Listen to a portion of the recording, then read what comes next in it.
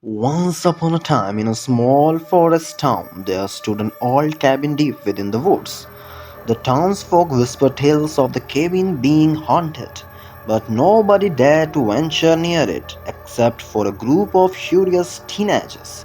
One chilly autumn evening, five friends Sarah, Mark, Emily, Jack, and Lisa decided to spend the night in the cabin, eager to uncover its mysteries. Armed with flashlights and sleeping bags, they made their way through the dense forest until they reached the airy cabin. As they stepped inside, a shiver ran down their spines. The air felt heavy with darkness and the silence was suffocating. Cobwebs draped the corners and the dust danced in the very night. Ignoring their unease, they set up their sleeping bags in the main room and lit a fire in the hearth. As the night wore on, strange things began to happen.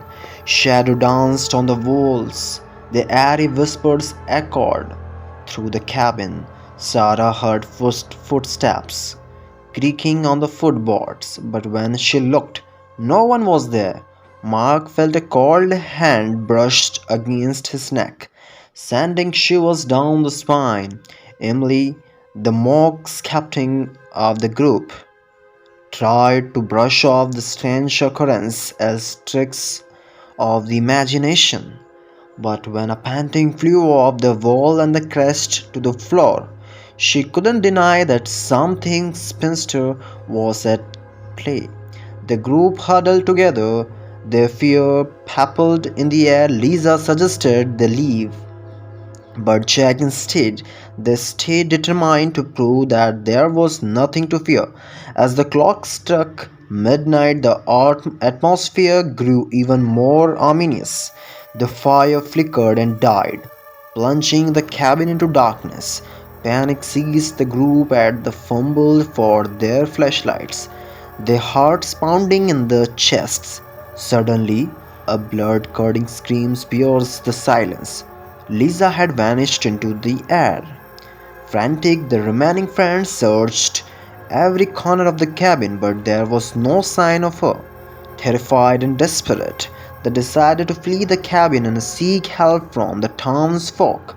But as they reached for the door, it slammed shut with a defending bang, trapping them inside. Trapped and helpless, they realized that they were not alone. A malevolent presence lurked in the shadow, toying with them like puppets on strings.